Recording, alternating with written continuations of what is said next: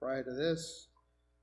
First on the schedule of appointments is the library trustees wanting to discuss the buildings and grounds. Come on up.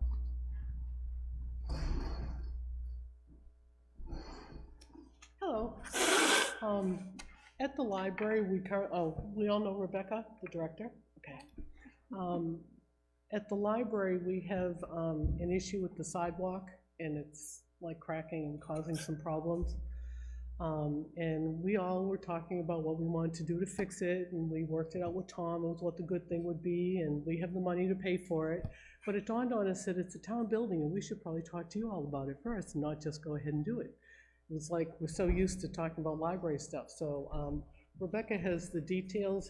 It's asphalt to make it sort of cheaper, but then it's going to be stamped, so it kind of looks like brick. It'll be colored. It doesn't need any maintenance. What is it now? Concrete? Right now, we have pot concrete and asphalt, but it's like cracking, and there's a trip, kind of like a trip issue. We have orange cones out now to address it.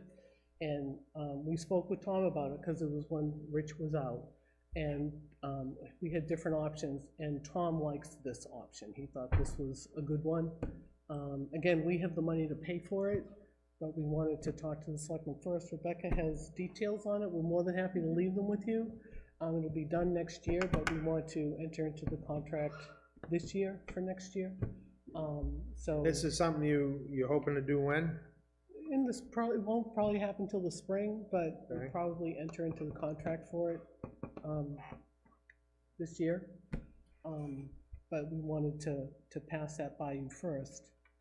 So we have the information if you want to look at it. There's a video even if you want to look that up, whatever. It's going to be, total's going to be $5,500. But again, we're not asking you guys for anything. We have the money to take care of that. But we didn't want to do it without passing it by you and letting you know what's going to be done and that kind of thing. That also brought up the other topic while we were talking about it. We've had a new building, so we haven't had to really address this issue before, yeah. But we had a couple little things we had to take care of in the building, and this brought to our attention that we wanted to be on the same page with everybody about, is it a town building? If there are things in the future, like say something happened with the roof, is that something that would come out of the town buildings? Is it something the selectmen preferred having a library capital reserve fund?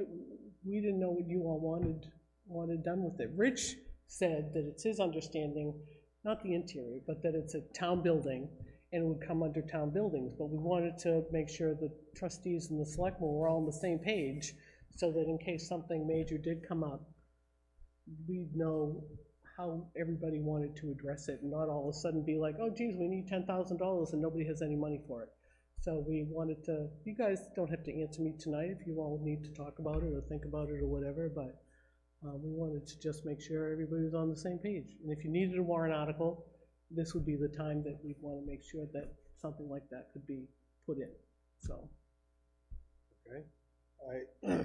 I'll say in the past, I think we've looked at it, although it hasn't really needed any maintenance, that it doesn't stand alone. It is a town building. Okay. And but I don't know. Let's poll the board and see how they want to handle it. The difference being is because the trustees of the trust funds, the library trustees have oversight on the operation of the library.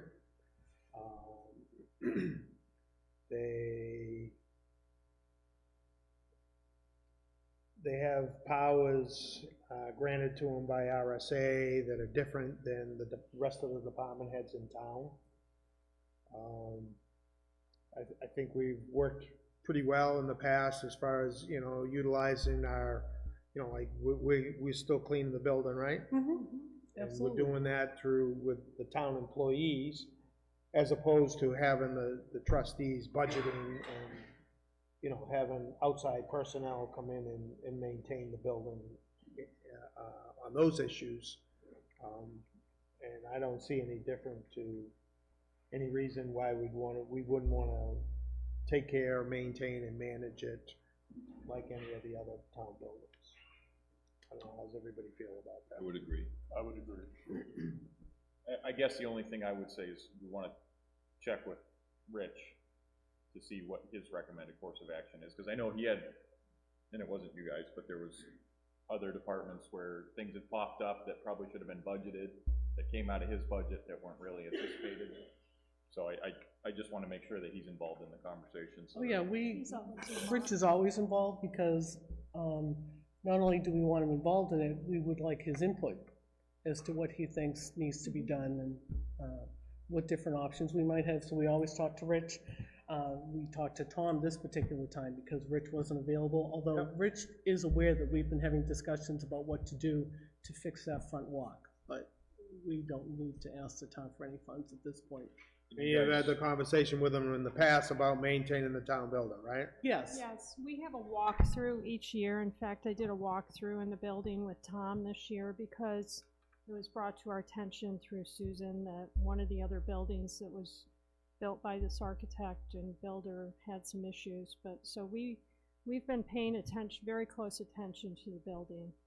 And I talk to them all the time, Tom and John, about the building, and Rich. So, yeah, I appreciate making it official, but we always talk to Rich about what's going on with the building, if anything. But we had a couple of little things that happened this year that were repaired, and it's like, oh, wait a minute. The building's getting older, at some point there may be some maintenance things, so we wanted to know what your preference was about how to address that in the future. We don't have anything major. I think there might be a crack in the parking area, but we were talking about with Rich about that, so that when they go to do anything else, they may be able to just come and take care of that or fix it, so that's still being discussed with Rich. But that's the only thing that I'm aware of. I mean, I think financially, it makes more sense that we maintain all the buildings in a similar fashion than to have everybody out doing their own thing. We're fine with that, we just didn't know what you guys actually wanted us to do, so we wanted to pass that by you. Since if you did want us to have our own capital reserve fund, this would be the time we'd have to address that, but we weren't trying to encourage that. We're more than happy to just be considered a town building and move on from there. But I'm just curious, during the CIP, was there anything coming up on the horizon that you guys were anticipating as an expense, or is this just for unforeseen maintenance issues? this is for unforeseen at this point. The only thing that we're anticipating, and talked to Mark, I'm gonna speak with him on Friday. We're still trying to pursue at least some aspects of the solar energy at the library, but we'll have some more things on Friday. I'm gonna speak with Mark since he was involved with it, and then once we have a recommendation, come back and talk to the selectmen shortly. But that's the only thing, but that's not gonna be taxpayer money anyway, so that would be it. What's that? Yeah, no, I agree. I think 3 is town build. The only thing is, it's a fairly new building, so it shouldn't need a roof for a while, but I'm assuming painting would be coming up pretty soon, though. Well, it's the siding should be okay. Is it siding? It's not, Yeah, it's not, so, siding's not painted, okay. so, and we're not anticipating it, but it's because we were talking about the sidewalk, that then led to the future discussion of things Whether that or not may you need come to up. set up a capital reserve, it's this time Exactly. of year to be thinking So, about those things. Yeah, I mean, there's nothing that we're anticipating, but you oftentimes don't anticipate something like that. But do you guys want to see the stuff about the sidewalk? Do you want us to just confirm with Rich that he is okay? How do you want us to, should we pursue Is it? Rich back around? Why don't you try to reach out to him and just, I'm sure he probably knows that you discussed it with Tom, but just to Yeah, see just if to you make can't, So if it's pass, okay convey with to Rich, him what Tom's ideas were, Yep. and, how he thought you ought to proceed with it. so if Rich is okay with it, do we need to come back to the selectmen, or? Well, has he given you have they given any kind of estimate on Yeah, what the cost is? the total will be $5,500. $5,500? Yep.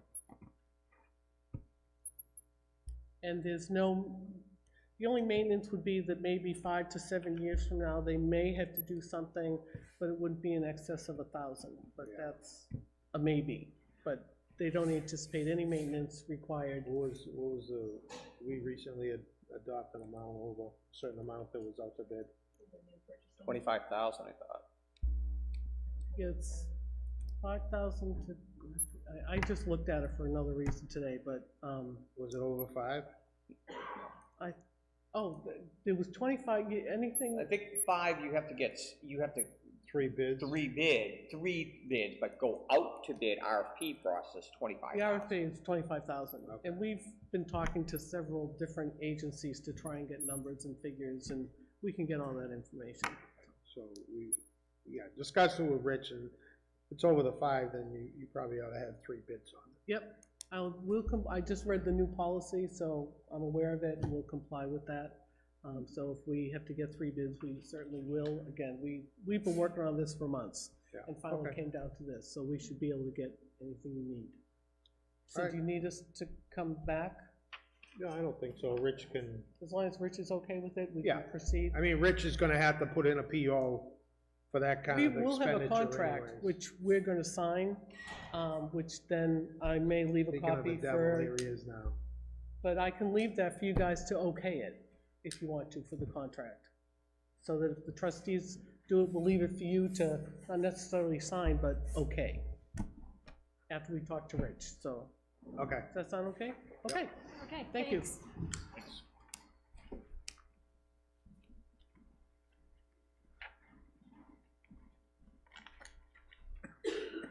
Fire Station Building Committee, next on the agenda.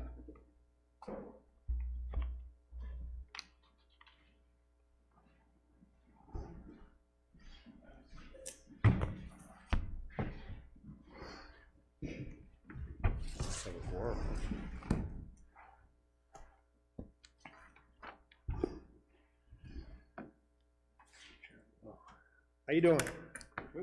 Very well. We are making progress, and we're here tonight to talk to you about the draft warrant article and a couple other things as well. We provided a copy of the draft warrant article to Susan for your packets before Thanksgiving. This is a draft that we worked on a month or 6 weeks ago. We sent it to DRA and to bond counsel for their review and input. DRA said it was fine. Bond counsel came back with some suggested changes, which we then incorporated into it and then sent it back to both DRA and bond counsel again. So this has been pretty well vetted at this point. The only comment that bond counsel had was we included the sentence that this project is in the capital improvements program as approved by the planning board. He said that was optional. I just thought that was nice to include because that's, shows that we're doing long-term planning.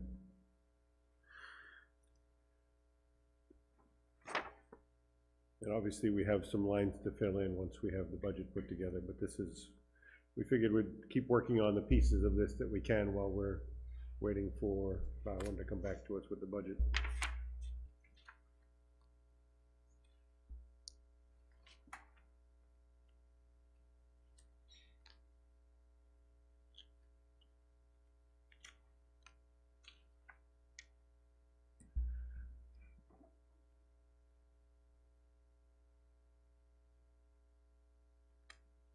What's the amount we have in the capital reserve, do you know?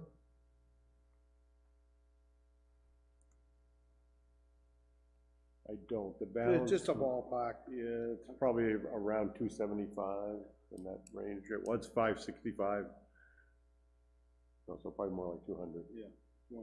204. Okay. Then there's about 85,000 in the impact fees. We'll get updates on all those numbers soon.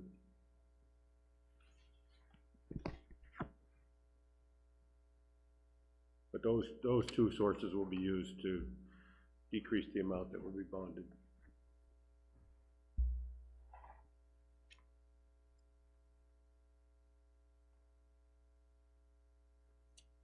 You feel confident that you'll have the number by then? Yeah, actually, that's one of the things that we wanted to talk about tonight, is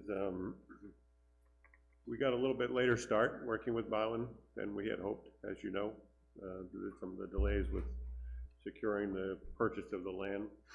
When we met with, that was November 4th, I think, that we met with you and Bowen and SMP, And after that, they gave us a timeline where they will be giving us a budget on December 23rd, which is very tight, because we still need some time probably to work through with them on that budget that comes to us to finalize it.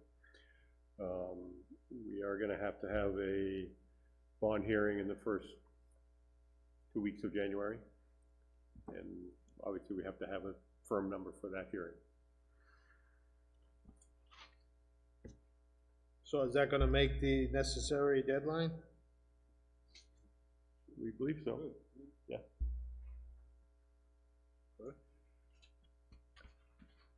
A couple of the comments that did come back from DRA, though, about the warrant article was not about the article itself, but just about the process. Just, they reminded us about some things. Of course, one was to have it reviewed by legal counsel.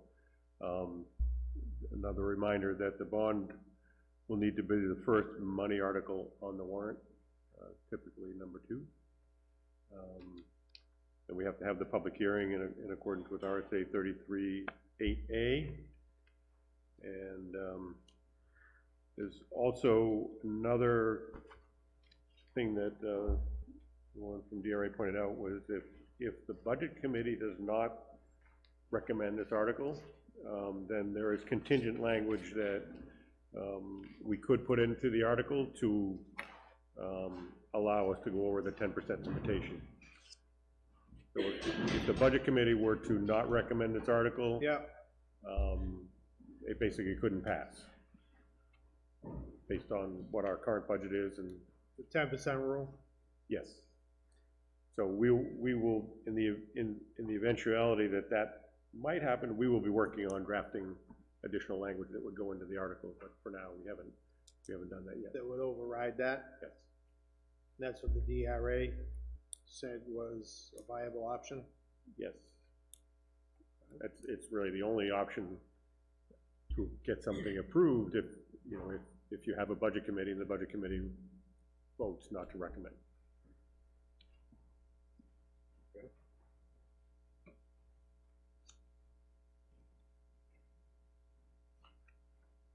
Anybody got any questions? One of the things that we wanted to try to think about setting is the date for the bond hearing.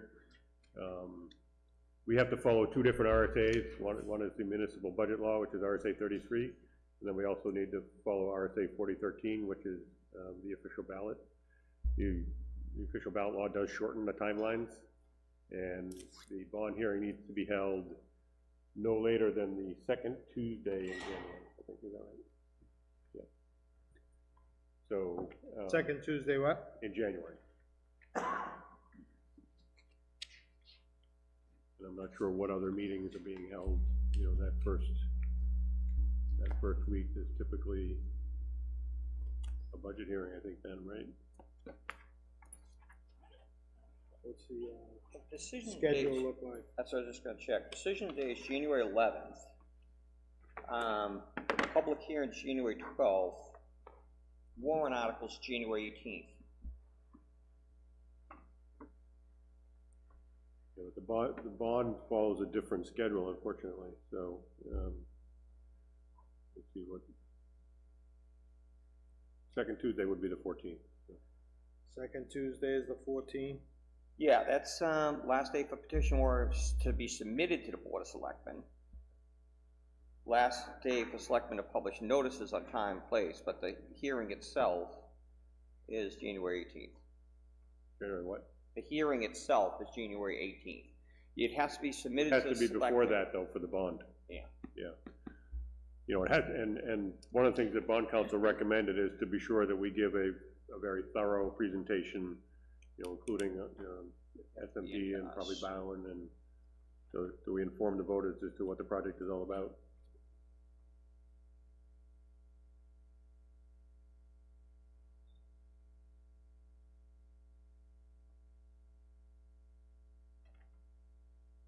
Yeah, see, this says last day for selectmen to publish notice of, to time, place, and subject the public hearing on bond. $1,000. To post it, though.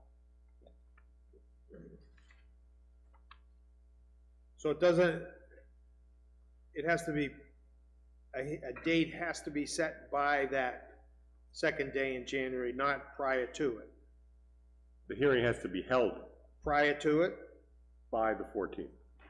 I can't remember the exact language in the statute. because the thing we have from the budget committee, it says January 14th, last day for petition warrant articles to be submitted to the Board of Selectmen, and the last day for Selectmen to publish notice to time, place, and subject of a public hearing on bond or note issue over $100,000. Yeah, that wasn't our, In the, you all have a copy of the, chapter 33, which tells you exactly what. You gotta speak into the mic, I can't hear you, Chuck, In sorry. that packet, you have the chapter 33, which will, I mean, we can figure it out, but that gives you all I think 4013 is more restricted. the dates and times, and then you also have that chapter 40, which also talks about the ballot. Yeah, I don't see that in the packet. You got it? Nope. Maybe it didn't make it in here, I don't know. So what is it, this is from Cindy, so. Yeah, and I'm pretty certain that the communication we received from bond counsel advised us that we had to hold the bond hearing no later than the second Tuesday in January. Maybe we can double check and see, because I mean, if that's the case, yes, you've got a very tight timeline. If this is the case, it gives you a little more, breathing room. But this is only what was put out by the budget committee, which I believe went through Cindy, I'm guessing, I don't know. We have the calendar downstairs. Check. All the Yeah. different dates on it. Okay, well, maybe we can, Susan, can you get that clarified so that we make sure that we do have it posted, to meet the requirement?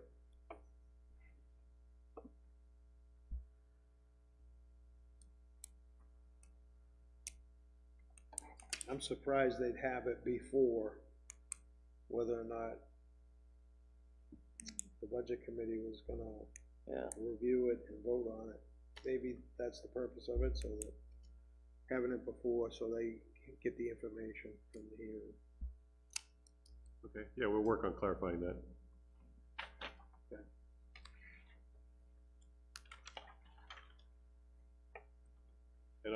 And I guess I don't have a specific plan yet, but, we'd like to be bringing the budget to you as soon as we can, once we have it. Are you having a regular meeting scheduled for December?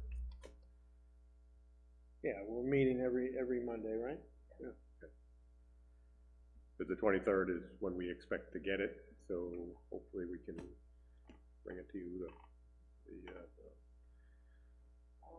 29th, maybe, or whatever that is, the next Monday. The 23rd is a Monday. Monday. So the next Monday. Yeah. You expected what, to get it sometime during the day? I don't know yet. Yeah, I would say. And we're gonna have to meet as a committee to review it before we'll be ready to bring it forward to you. Then we probably wouldn't be able to do it till maybe the 30th. That 23rd is a Monday. Right. So you're not gonna have an opportunity, if that's when you get it, to meet with your committee? Unless they, they're able to bring it to us sooner. Right. They're a little bit subject to how quickly people respond to their informal requests for Okay. costs and so on. But- Well, just let Susan know, so she can get you on the agenda, Okay. By Friday. And then we had one other issue that we wanted to bring up, which was, at our last regular meeting, we had a discussion about, what to include in the project for water supply for the sprinkler system. And we've been having this discussion pretty much Water supply for what? for the sprinkler system, fire sprinkler system. And, there are two concepts that we've talked about. We're at a point where we need to decide, because we need to put in the correct amount in the budget. So we could either, run a pipe from here to the new fire station and tie into the existing system, or we could put in a, Cistern and new pump? cistern and a pump and everything at the new fire station. Kevin St. James at that meeting asked us to do a little homework, so would be more prepared to have the discussion tonight to give you some range of costs. And, you wanna handle that? Sure, so I called, Jeff at Bowen, and so he kinda did an estimate on a whole new system at the station. So that came in at $318,000.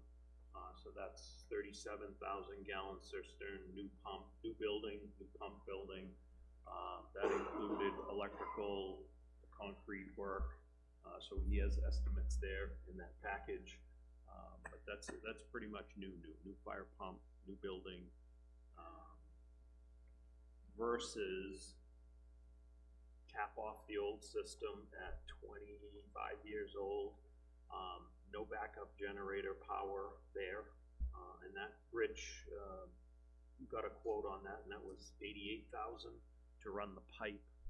Well, that was a quote that Rich got from a contractor, but Rich also felt it could be done for less than that. But I think that at least gives us the scale of the options, you know, maybe 50 to 80 versus. Did you talk to the fire marshal? They're probably gonna want backup power if you do that, right? So we would need backup power at the old. So the 88, was it including that, or it's just tying in the system? Tying in the line. If I could interject, I had a couple conversations with Rich. That system that's put in there is already outdated. It doesn't have backup power, and you're pumping all the way from over there across. And it's pretty soon to be a private entity, but it outlived its life.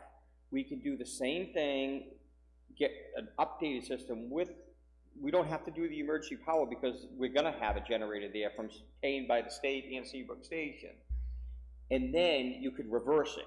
Then we could feed the Nichols building, and the fire department could feed the Nichols building, this building, or anything else if we chose to down the road. But it will be with a newer system that has backup power. To be clear, that 318 does not include the backup power.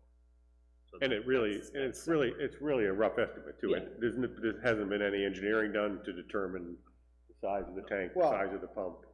But you know, based on comparable projects that Bowen did, and then SMP kind of gave us a similar number based on some projects they did. So.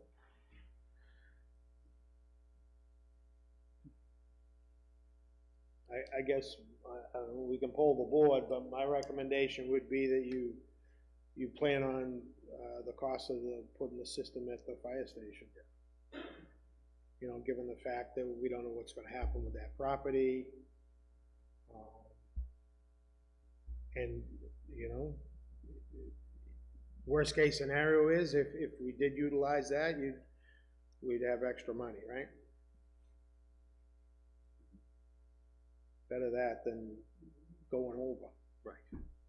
We just wanted to have that discussion. I don't know, what's everybody think? We need to go one way or another, you know, so one's gonna be a little more costly new, one's probably not gonna be a long-term solution for the town, that's for sure, but just wanted to put that out there. Okay. That it? Yep, well, that was what we needed, I think, but. One other thing I think we need to look at is, Can you pull that mic next to you? Sorry, Chuck. the other thing we need to look at, I think, is we've talked a bit about how to pay for it with the bonding and different issues.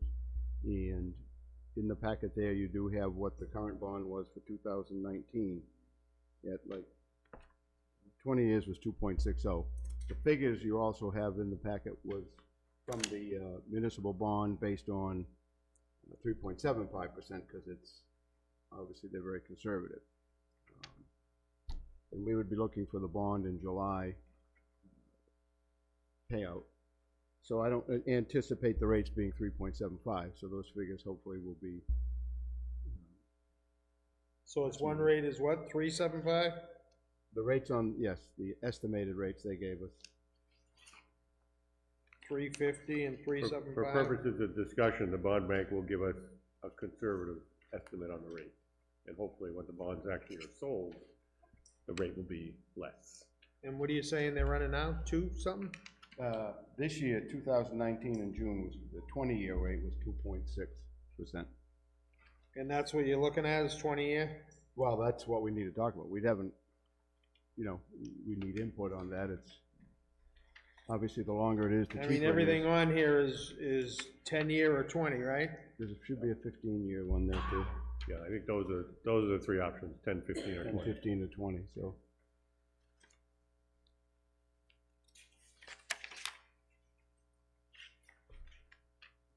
And, I see the 20, I see the 10.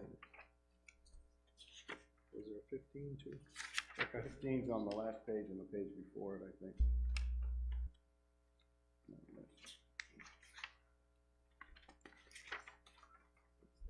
Should be there. Okay. And they've, you know, they've figured it out at the new assessment rates. Originally, it was the first ones we went with the old rate, and then they had all the reassessment and put in the new higher value assessments. They don't anticipate us, you know, having any bond problems since we've never bonded. You know, they don't have a history, good, bad, or indifferent, but they have not done a bond, at least in recent history. So we have talked about the different options. Obviously, the option that we've all don't want to do is, you know, deplete the dump fund, as it were, and pay for the whole thing. Another option is to bond some and take a flat amount out of the dump fund, right from the get-go, which would just augment the amount of bond that we would need. And then the other thought, which is the one that I think is probably especially with the bond rates as low as it is to be able to bond the whole thing. And then, and I don't know how we word it yet, but the interest from the bond, the interest from the dump fund can be used by you guys, or authorized to be funded. And the thought was, since the bond payments are, I think there's 2 bond payments, you could choose to take interest, whatever that amount might be. For the sake of a conversation, $50,000 of interest, and again, allocate that towards the bond payment, which again would just make it a little easier on the tax rate. So to use the interest from the dump fund to pay the interest, to reduce the tax impact so that the taxes are paying mostly the principal. And that it's just, again, we've talked about if in fact the investment's making 5%, as they say it is, you know, in general over the last 4 or 5 years, and we can get a bond for even 3%, you know, it doesn't make a whole lot of sense to take a lot of money out of that when you're taking money away from what you can make with it. However, to be able to help finance it, if you guys could, and again, it has to be an annual thing in January or whenever you decide to do it, figure out how much money, if it's a real bad year and didn't make any interest, you know, then you can decide not to do anything. There's probably since it's been redone, since the library, you guys funded it with the library money, they've redone it with a new warrant article, and interest gained there's probably $200,000 or $300,000 in interest that would be available if you wanted to do something with it. So that's basically what, as we put it together, what you guys are, not that it needs to be finalized tonight, but for us to start putting the figures together. And Well, I think we polled the board before, and pretty much everybody was in favor of bonding it, right? Not taking the money out of the dump fund. And I think there was a positive feedback on utilizing some, if not all, of the interest generated on that existing fund to help offset it. And that can be done through public hearing. I think it's set up for, we'd have to check the verbiage, but I think we're authorized after having a public hearing to use it for infrastructure improvements. Good. What about the term? Any thoughts on term of the bond? mean, typically, That you would would be do talked about, you would right. do a shorter term if there was something else coming up that we might be bonding. I don't know what's in the 20 years capital would be- improvements program that, 20 years is the average. 20 years, I would think at that interest rate would be the best for the taxpayers personally. Especially if we're gonna be buying down anyway, to put the interest money. So, I don't think we have anything on the horizon in the capital improvements. since we've Any- never done a bond in, since any of us have lived in town, right? We've done the library, we've done the highway garage, police department. We may be looking at an addition in the future, but certainly not a new building. And then the only thing would be this municipal building, where that goes in the future. I mean, we do have some space issues here, but. So 20 years? All right. Okay, thank you. Thank you. Okay, thanks for coming in.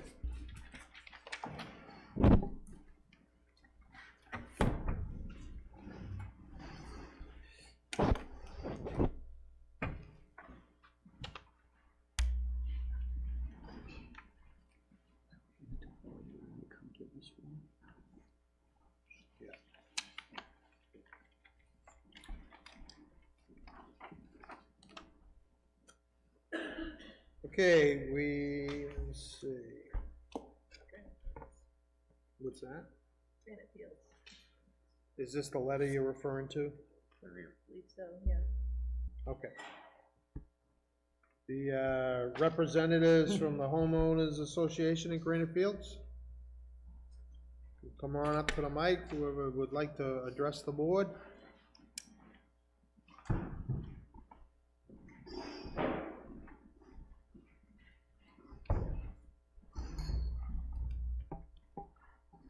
Just ask you to speak into the mic. You're gonna need to identify yourself and your address for the record, please. All right, I'm Dwayne Brown, 19 Bentgrass Circle, and the board chairman for Residential Villages. The purpose of the letter that we had sent to you, we had a community meeting here not long ago, and we really wanted to let the town and the Board of Selectmen understand and know that we are concerned with what's happening up there, plus the fact that we are more than willing to work with the town and the builders or builder to try to complete this project. The concerns being the property values, the tax availability once this is all done for the town, and so on and so forth. So there's a number of different issues there, but I think the main reason for us to get together this evening is just to try to open up a good line of communication with the town and a working relationship, so that maybe we can get all of this straightened out and work through in a timely fashion. We do understand that it's been tied up in court, and we do have the court records and documents that went along with this whole thing, so we understand that there's a lot of things that have to come through in fairly short order, from what I can understand. But I think if we can get a good communication between the town and our association and a good working relationship, I think we can manage to get this done, benefiting both the town and the residents of residential villages. Okay, well, my understanding, first of all, the Board of Selectmen is basically the enforcement branch of the town. So Understood. that's why we've been involved with this. But as far as, the planning board is the one who decides on, really, I mean, they're the ones who went through the process of coming up with the original plan with the contractors. They're the ones that, noticed us that it wasn't conforming to the plan. They're the ones that held additional hearings because the contractor wanted to change the plans. Sure. So my understanding is from the lawsuit, I think they found in the town's favor. I read it briefly. It sounded like that one building there would need to be removed. That additional home that he put in there wasn't, the court didn't find that to be reasonable. I don't think that precludes him from coming back to the planning board with a new plan in the future to try to amend it if he, I understand that there may be some things that he actually can't do to follow the original plan because of different homeowners and stuff like that. I'm not sure how he's gonna address that. So as far as opening up communications with us, that's fine. But where the builder goes in the future, and what his plan is, he's gonna have to work that out with the planning board. I'm sure he's got some plans in place, but at this particular point, I'm not sure what they are. But we're really not here for the builder. We want you, the selectmen, and the town to understand that we're more than willing to help facilitate getting all of this completed. There may be some areas where we can help. There may be some areas that we need to have a better understanding of, and so on and so forth. But the association itself is more than willing to assist in any manner that we possibly can. Are all members of the association willing to adhere to the original plan? Well, the original plan, I'm not sure that anybody absolutely knows what the original plan is. The original plan, to your benefit, would be the gutters, but the most important thing is the swales. Well, That's the biggest thing that the court ruled in, that affirmed the town was correct in all the drainage swales. I don't really want to get too in depth in all of that, but I think what is it? The folks that come out and check for lines and all that kind of thing found that wasn't, there's going to be an issue there because a lot of the power lines and stuff are in the way. There are power lines and everything else that happen to be in the way because of things that were done. The original plan, as a matter of fact, I believe, called for light poles, and now everything is underground per the town's request. So there's areas there that I think we're going to have to talk about and discuss. What do you mean per the town's request? I think that's what I understand is that the town. Well, maybe the contractor initially wanted light poles, I don't know. And if during the hearing process, they agreed to putting the utilities underground, then that would have been through an approval with the planning board, so that shouldn't be an issue. That shouldn't be an issue, no. If he followed that. Right. So, we didn't have a planning board meeting last week due to weather, and I think we just got the court decision back. It's only been a couple of month weeks. ago, yeah, right. So. Yeah, it's only been a couple of weeks, so nobody's really had a whole lot of opportunity to read through it all together. Right. And so, it's a lot of legal mumble jumble.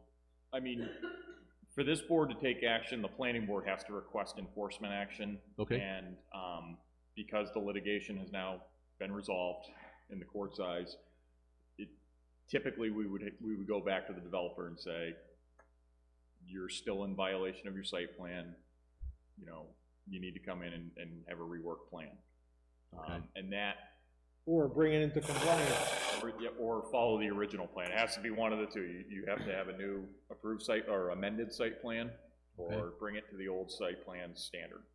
And so that's, I'm not trying to blow you off, but just, we haven't had a meeting to actually sit down. I'm the rep for the planning board, so we haven't had a meeting to sit down and actually discuss the process moving forward.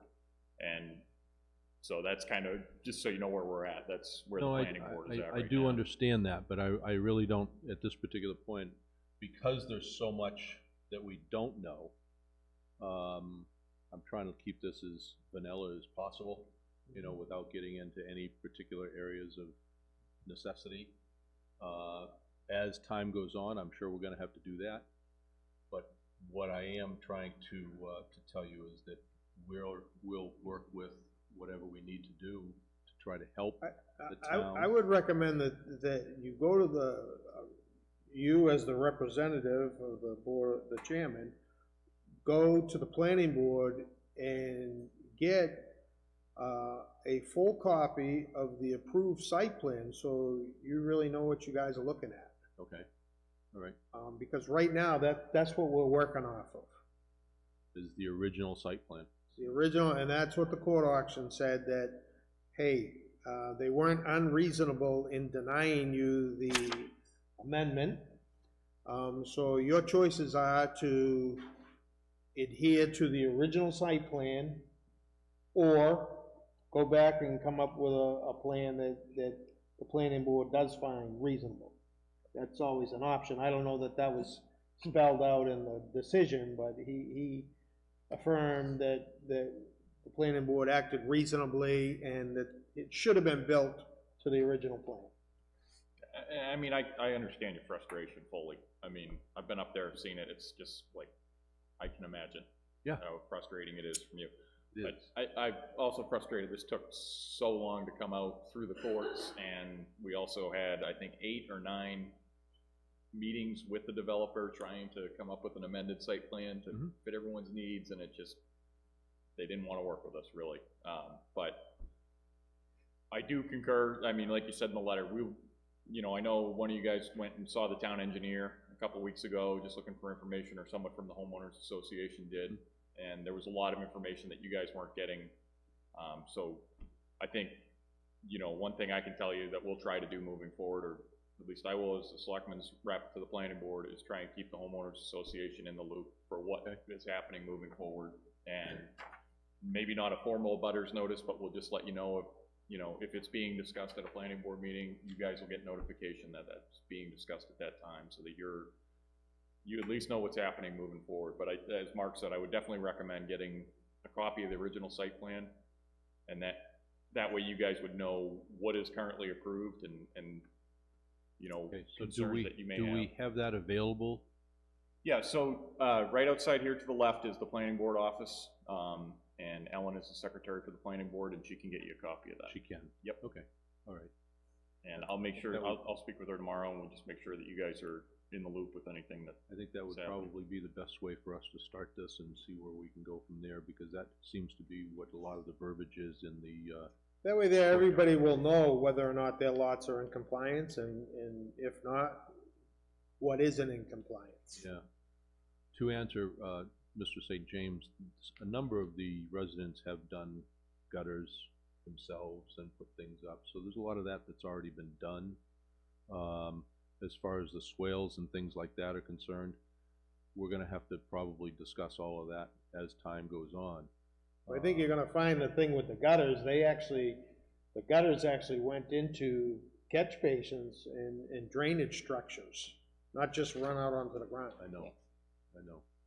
I'm sure you'll see that on the Somebody has plans. mentioned that to me before, yeah, And the court have reaffirmed that they were supposed to be there and they need to be there. okay. I mean, it is a private road, but we also have, you know, the whole basis of this is when there's water running out on the road, and we're in New England, it's gonna freeze, and, you know, safety was the concern more than anything. And But it's also. But plus it was to protect the homeowner. Well, That's why we do those things, you know, we don't want, we do understand that that the protection for the homeowner is there and that kind of thing.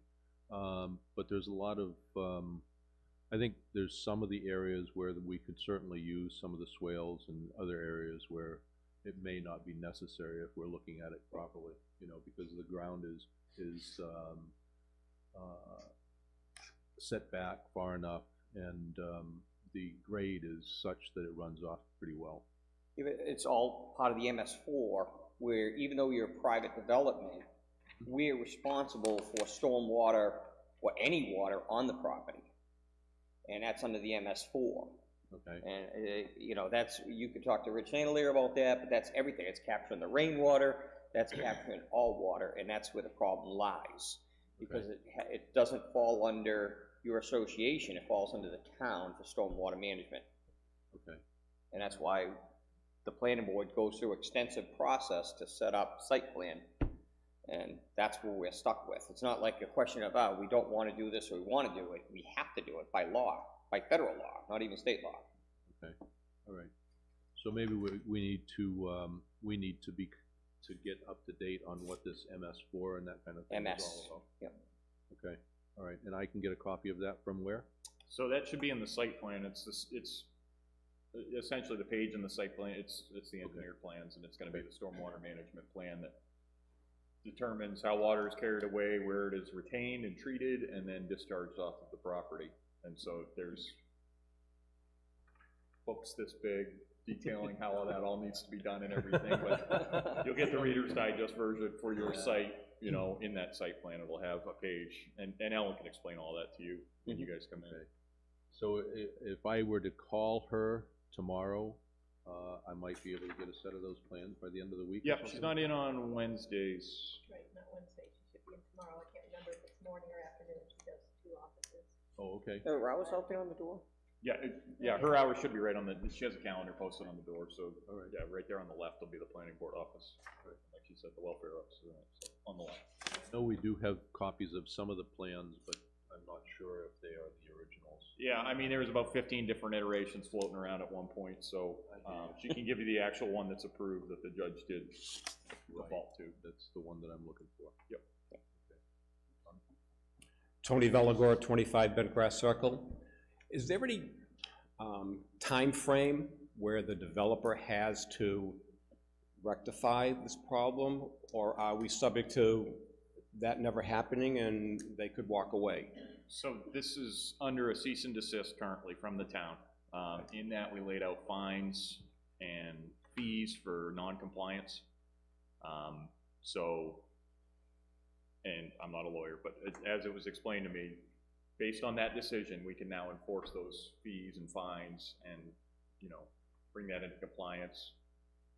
And, you know, again, that's something that we have to discuss at the planning board level to see how they want to proceed forward, if they want the selectmen to start or continue enforcement action from that point. And again, I mean, we see it as a safety issue with the water not being discharged properly and not being in compliance with federal regulations. Those are all things that need to be happening.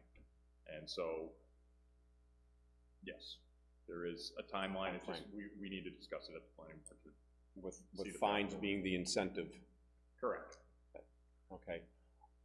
Also, if there are revised plans submitted, does the planning board have the authority to say, okay, swales are not necessary here, or drainage lines are not necessarily there, all within law and regulation? Do they have the authority to amend the original plans as accepted? They're the only ones that can amend the original. Okay. But, so the town engineer will review anything that's brought before us, and his job is to make sure that it is compliance with the MS4 documentation, and it doesn't pose any safety hazard. And 99 times out of 100, the planning board does go along with what the town engineer's recommendation is in those instances. You know, throughout that eight-month process, there, you know, the engineer was working with the developer's engineer, and it just, we never seem to get there.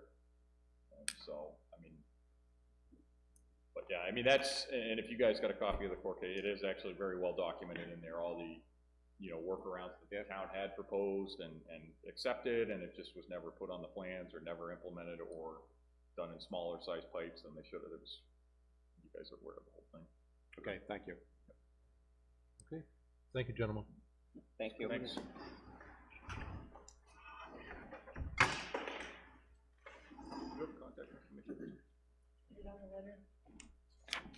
Excuse me, this 7 Route 125, is that a good address to get a hold of you at? Or? 19 Okay. Got their addresses. Thank you.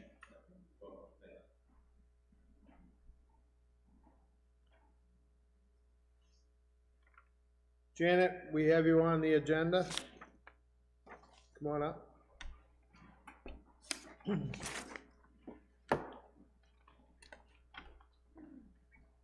Gentlemen, Susan. Hello. Should be the easiest thing you have to do tonight. Simple request, simple task. You're gonna have to give your name and address for Oh the dear, record, please. okay, Janet Saunders, 2 King Pine Way, Kingston. Thank you. You? He's with me. To King Pine Way, Kingston. Frickin' frack. We've been trying to just get a statement from the town, simple sentence, eliciting a fact from the town records, and, that's what we're here about. We were told we had to come here, I'm not sure why, but we're just looking to have a very simple fact elicited from What is it that public you're record. looking for? Either Susan or Tammy, just looking at the tax record, and one statement, actually I wrote it up, something along the lines of the town of Kingston's records show that Wells Fargo, by any corporate name, has not paid taxes to the town of Kingston for the property known as 2 King Pine Way.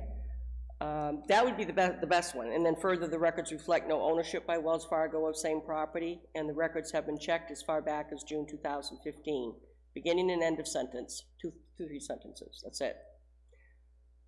Okay, what does this pertain to? Are you the actual owner of the property? No, You don't own the property? nope, Okay, then why are you here?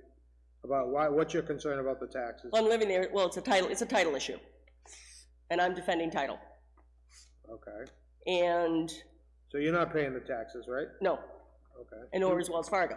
Whose name is the property in? Who owns the property? Barbara Hagan, she lives in Manchester. What's her name, Barbara Hagan? Yep, 154 Winter Street? correct. Is she paying the taxes?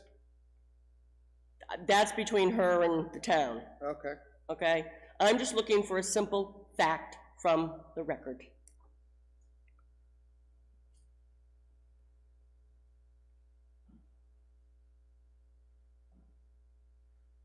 okay, well, I guess I don't understand, number one, what,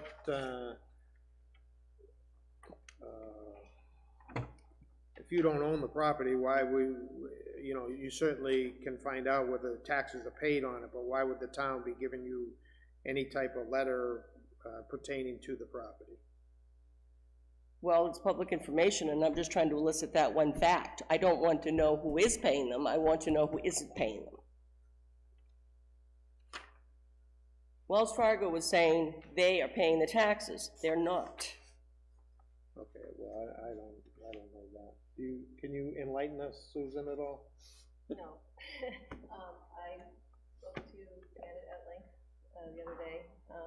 Is the taxes, up to date? As far as I know, yes. And, that in my folder, in my records, I could give you who's the owner of record. I could give you the property cards, I could give you the deeds, but, apparently that wasn't what you're after. What I need is the one sentence that we're asking for, which is one fact, a very factual statement. Which was a fact I didn't have access to. I don't Okay, know. so. There's another, let me interrupt, and I would ask you a question, because it would look like the procedures have changed. There was another sentence that I was looking to elicit from Selectmen, but, and I'll ask you, because I asked Holly, do tax bills go out to just tax property owners, and/or a master bill goes out to CoreLogic? Or do tax bills go out to those who are mortgagees on properties? That's a question you'd have to ask Tammy. Because I think there's been a change, because the question we were actually looking to answer was, Wells Fargo is telling everybody they're obligated to pay taxes, but they're not. But if you don't have any records as to who is a mortgagee, then you may not be able to make a statement as to that one discrete fact. But you certainly can make a statement as to who is or who is not paying the taxes, and we don't want to put the spotlight on who is, we just want to say the person who might say they are paying it is not in fact paying it and have never paid it. Okay, have you talked to the town clerk tax collector? Quite a while ago. Okay, and what did she tell you? Well, I'm here asking you, so obvious, that would be the obvious answer. Did she tell you if the taxes were paid? She would not put a sentence on a piece of paper and notarize it. The taxes are current, Mark, that's not the issue. Okay, That's not, has nothing to do with the issue. Everybody's fighting about who is or who isn't paying them. That's the issue. And we want a statement that says, a party who says they're paying them and they're obligated to pay them is not. I guess point of order, my question would be, why would we even do something like that? And even if we were to do something, I would want a legal opinion on it. yeah, I don't even know, I think it's, I think it's public information on whether or not the taxes are paid. I don't know that it's public information on who actually pays them. Right, and, yeah, and I wouldn't, as a selectman, I wouldn't sign that no one's responsible, because between mortgage companies and everything else, I don't know why we would ever even sign something like that. Well, I guess that, I was hoping this could be very simple, because it is. It's a fact. That's all I'm looking for, is a fact. You want, You guys have already issued a letter 3 years ago. ago, and I've got a letter that I was very shocked to see that I didn't even know existed, You that I know, received you from know who Susan. owns the property, right? Huh? You know who owns the Yes. property, right? Yeah. Okay. Can't you get from them whether or not they paid the taxes? That's not what we're looking for. Okay. I mean, I don't think the town, if someone comes in and pays cash for their taxes, we don't write down in a book somewhere like so-and-so came in and paid the, we just say taxes are paid. Absolutely, you have a record of who paid them. I know who paid them. But that's, I don't want to turn this into a big issue. Okay, so here's what we'll do. There's a letter already on file, Mark, I think you need to know about. That's why I'm trying to keep it simple, and I don't know if you guys should kind of There's cut a it. letter on file with us? Yep, that you issued. Okay, do you have it there? Yeah, but I don't know if everybody wants a copy, because a legal determination was made by Kathy. I was kind of shocked to see the letter. It's fine for us, but I don't want to put it on the record because it's not the information we're looking for. But indeed, It's in the property file. yep, The note on the property card. the letter, as a matter of fact, I know the date on it. There's a lot of, as you probably can imagine, a lot of interesting stuff going on. But there is a letter signed by the Board of Selectmen. I don't know if you ever saw it, but Kathy probably generated it. I don't know, let me see, you got it there? Yep. Huh? I don't know if it's the original. I'm trying to, like I said, keep it simple. I'm not asking for legal information. This is legal. I don't know that we could give that information without the owner on a record. Yeah, I mean, we'd have to ask to see if you can. They'd have to make the request. If you can release that. It has to State do of with, New Hampshire is a little different than other states. What's that? As far as it who has gets to do the with bills. two deeds that came around the same time. Well, actually, it doesn't.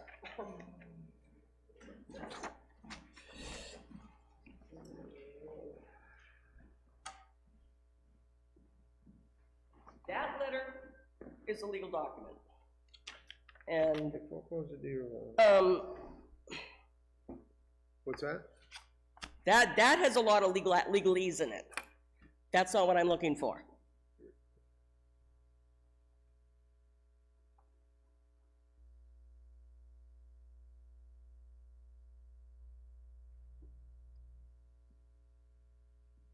First time I saw the letter was when I received it from Susan the other day.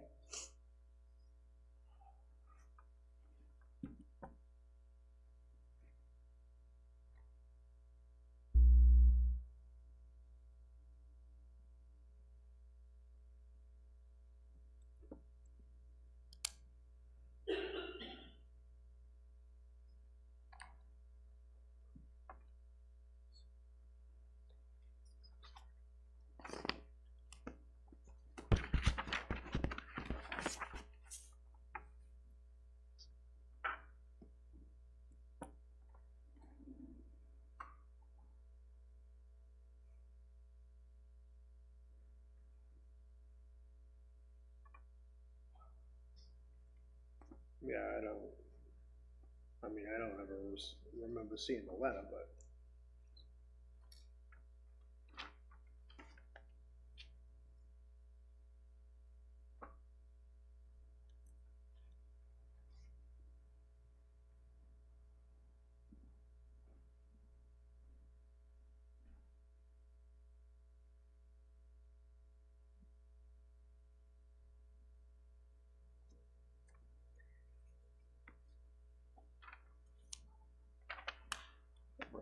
You got it.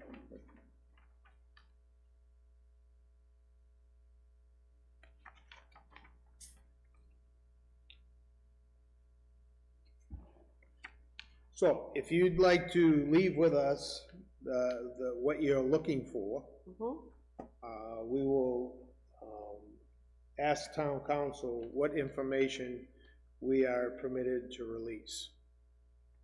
Okay? Okay. I'm hoping that it can get resolved. Like, I wanna make a couple comments about this. When I saw the letter, I recognized the date. I had seen Kathy Grant probably for about 2 minutes? Less than 10, maybe more than 2. And it had to do with this issue. We walked in there that afternoon, and she was looking for me. And very smart woman, and who knows race notice jurisdiction. And I said about 10 words, and she went into action and took care of it, and I walked out.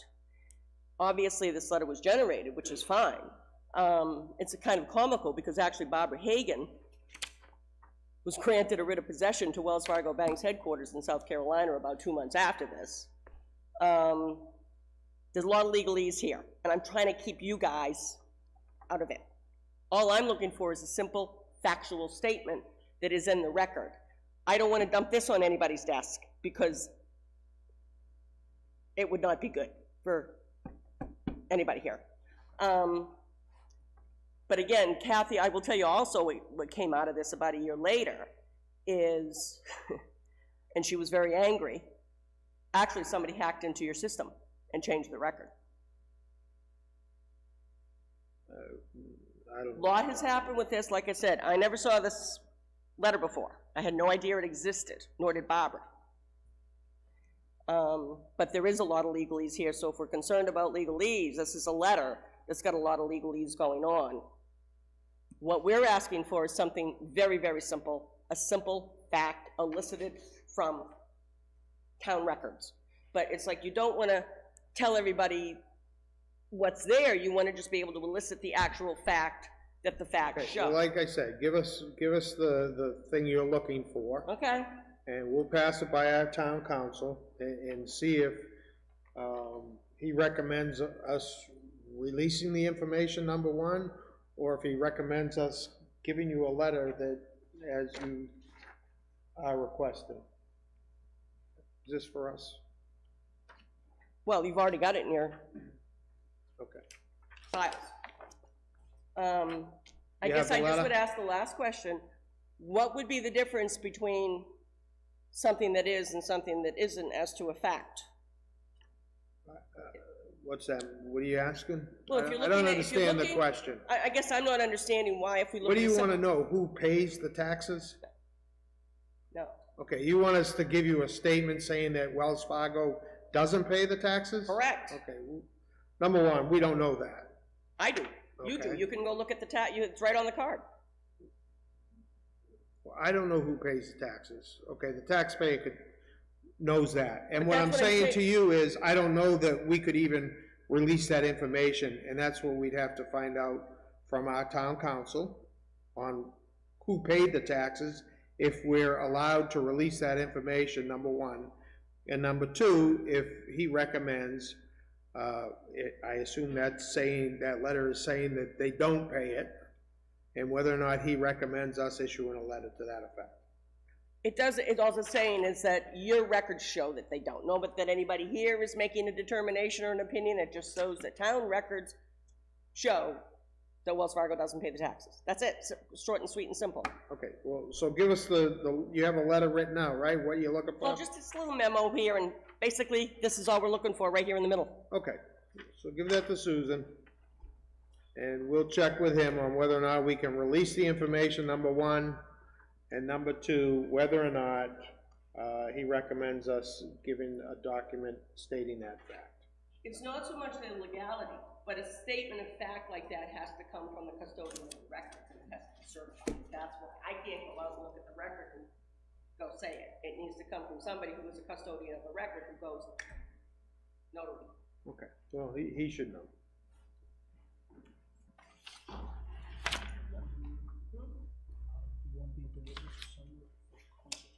Yeah, Sumner wants to give a quick call. All right, well, when we talk to Sumner, Susan will reach out to you. I guess I would thought it was a simple request, and I would like it not to be too long, because the first time Tammy was asked was about a year ago, and I thought it was much ado about nothing. And now I'm like still kind of thinking it's much ado about nothing. So I'm hoping I don't have to wait another year.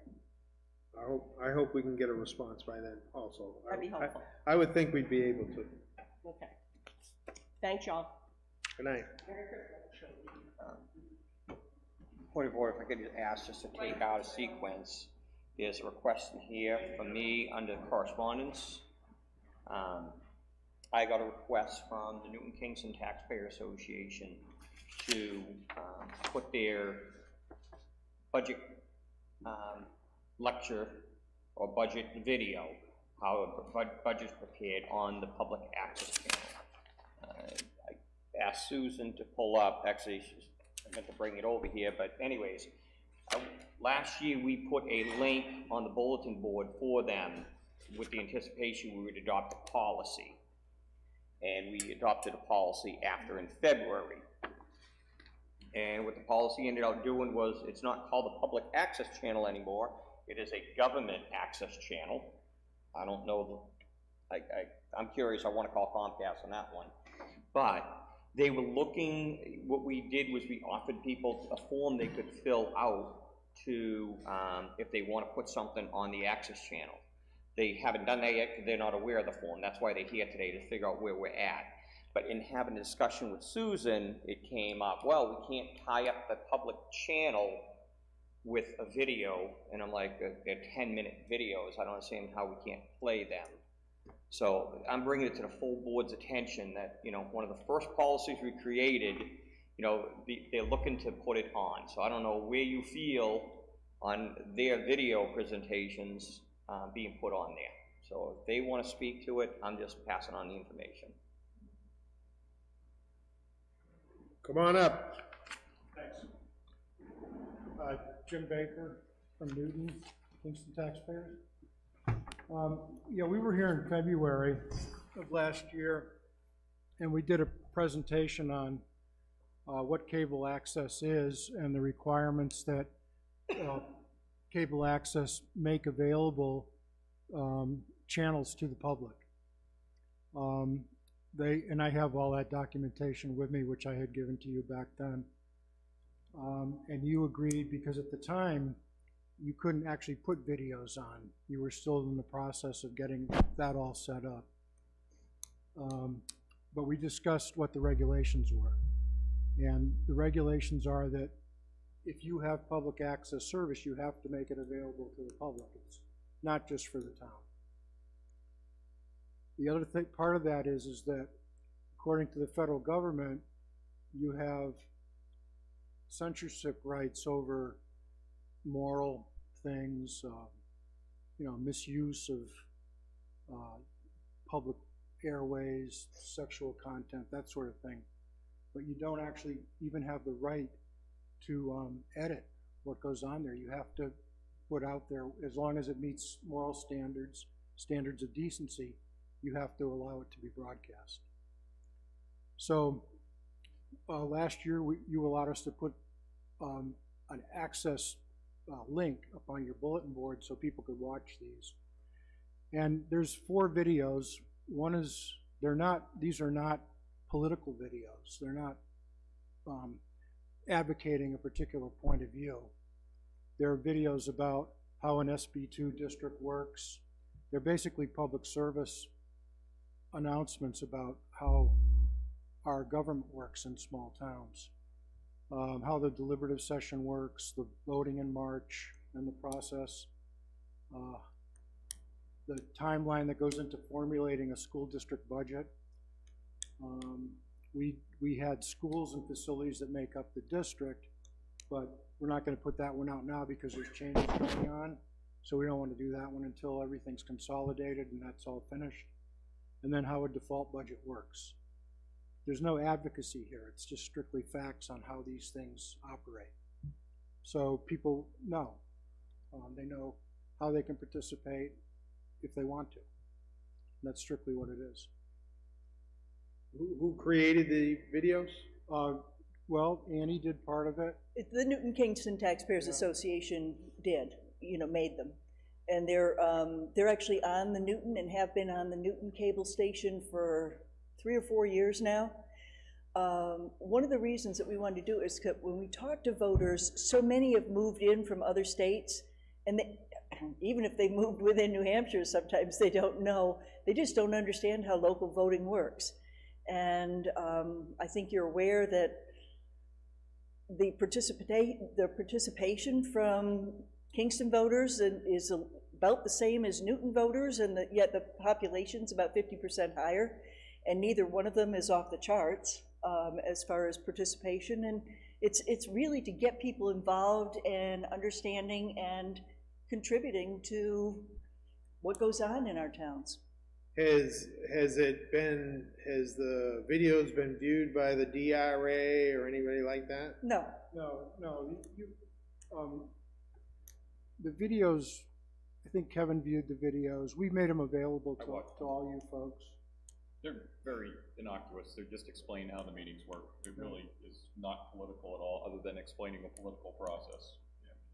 No, I'm not questioning that, I'm just questioning on, has anybody verified that they are accurate as far as the DRA is Let's put it this way, concerned? they're so general that they're not inaccurate. It's just very plain, vague and plain. It's just, you're an SB2 town, a budget committee is formulated, they review the process, that whether it's the school board or the Board of Selectmen have input on the budget, and it's very, very innocuous. Yeah, it's information that you guys all know because you work with it all the time. It's just not information that the average person knows. If you watched it, you would see basically just boom, boom, boom. There's nothing on there that's, confusing or unclear. Well, and just to be clear too, the Newton Kingston Taxpayers Association is a New Hampshire nonprofit for educational purposes. And what we do is seek to educate local voters about local issues. That's our purpose. So people get involved. Actually, I could run up to my car real quick to save Susan a second, but on the policies we set up is it educational? Does it benefit? Is there a benefit? And this specific one absolutely fits that criteria. So we do have the form to fill out to request to be put on the station, and it is now on the website. So the form's on the website? It is on the website under the Selectmen's page, and if you want to get that to me, then we can review it. I guess that's the process now, wouldn't you say, unless you want to make a decision right now. We'll take care of that tomorrow. Yeah, I guess we made the policy and that's where it went. I was just a little, I gotta admit, I was here, I was kind of proud that it was like one of our third policies we ever created, but then I didn't realize we changed it to, it's not a public access, it's government, Well, I think the idea was that the focus is on town departments and town activities and meetings, and then there's also a provision for public information, and as long as you fit the criteria and there's time and, space on there, then. Right. Yeah, as I recall the policy that we enacted, this completely fits the bill, to be honest. Okay, so we'll get that form. You said it's on which part of the site? Selectmen's page, I believe. On the There's Selectmen's a green page? menu on the left-hand side, where you can click on that and print it out. Okay, we'll get it into you tomorrow.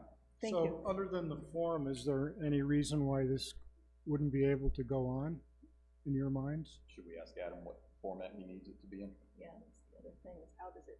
Adam. We can give you whatever format you need. Right now, I think I can take, do you have a second when you put this? Sure.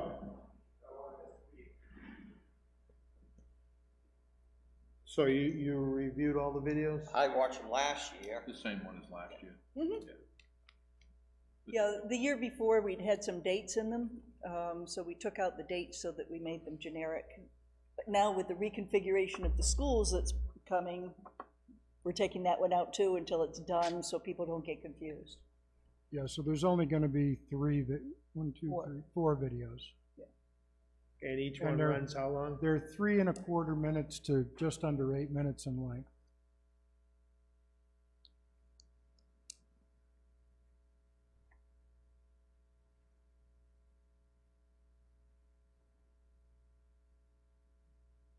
You looked at them, Phil? Yep, I looked some, No issues? I looked at them last year. Okay.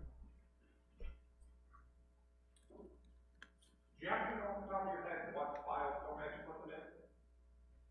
I think, I don't know, they're on, I know they're on YouTube. I think they're, does MP4 make sense? Yes, MP4 makes sense, and I can take MP4s. How about MP3, is that?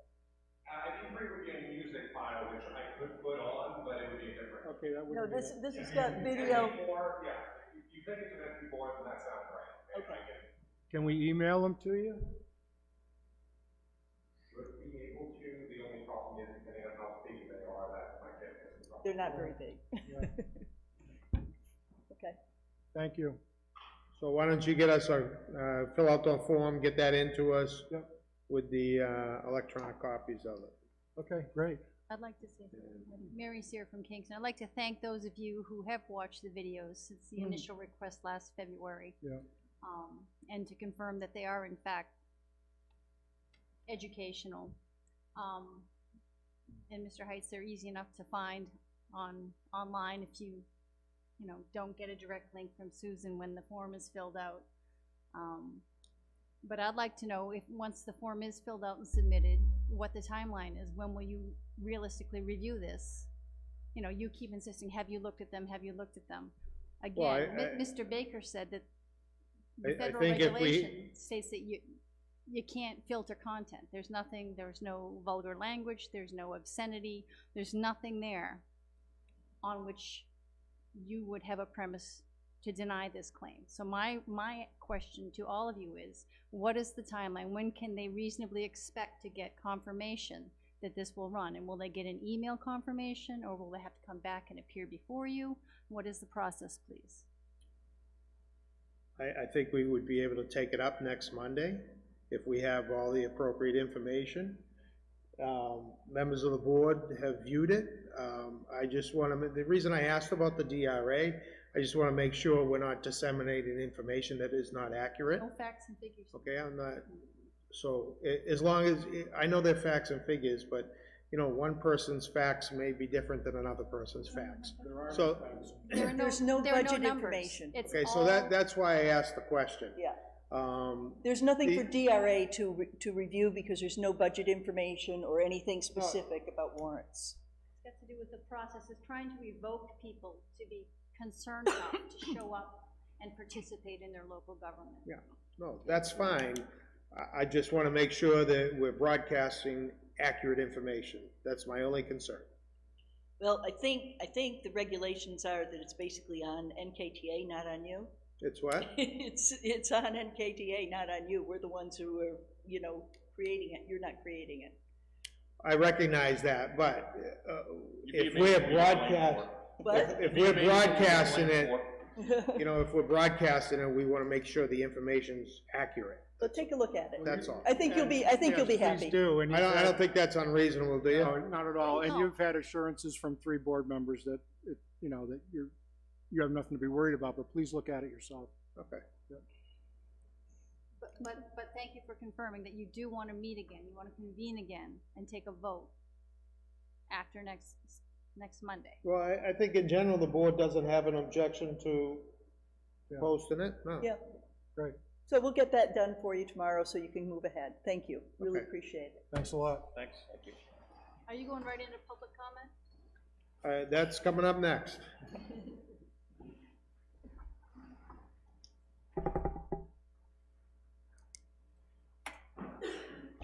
Okay. All right. First session of public comment. You have 3 minutes. It'll be less than that. I was encouraged to see, and I've been following the minutes about the fire station planning committee, and it was, they spoke in very high, vague terms this evening to you folks about what's going on with the planning and the bond and so forth. I know that at one point you guys committed to putting the tax impact on all warrant articles that carry $1 value.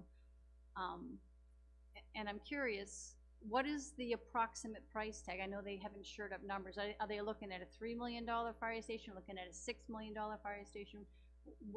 What is it shaping up to be, just for the public's curiosity? Is it bigger than a bread box? Is our, who's our liaison? Is that, They- We'll know on the 23rd. has They- Kevin been To going? be honest, rather than spread misinformation, that's what they're waiting on, is the 23rd. You just heard at this meeting that there's gonna be, at the very least, a $318,000 cost to it for the sprinkler system alone. That's all I heard. Yeah, so I would guess it's, it's gonna be probably, I mean, I'll call a spade a spade, it's probably gonna be more than 4. I can tell you that the bond schedule samples that we were given were $4 million. Okay, thank you. Somewhere between 4 and 5. Yeah. So Would be bigger a than safe bread assumption. box. Between 3 and 6. And I also ask, because I'm not familiar with your work schedules, when you guys start to formulate and stack rank the work you need to do prior to public hearings and deliberative and all of that, when are you formulating your warrant articles? Is that already underway? We haven't started yet, but I believe one of them was, actually, while you're here, if you don't mind, ask, there was discussion on tax impact. We said we would support it, but did we decide we were actually gonna put a warrant article for it, or we were gonna do it on our own? Warrant article. But we would support it, But you're sponsoring it? yes, Selectmen's? correct. Thank you. Anybody else on the public comment? Hearing none. Okay, record retention policy. I didn't get that yet, sorry. I keep on putting it on the agenda. So you wanna, we'll review that next Monday? Yeah, I bet Tammy was just fixing some of the wording in it, and I don't think she had time to type it up.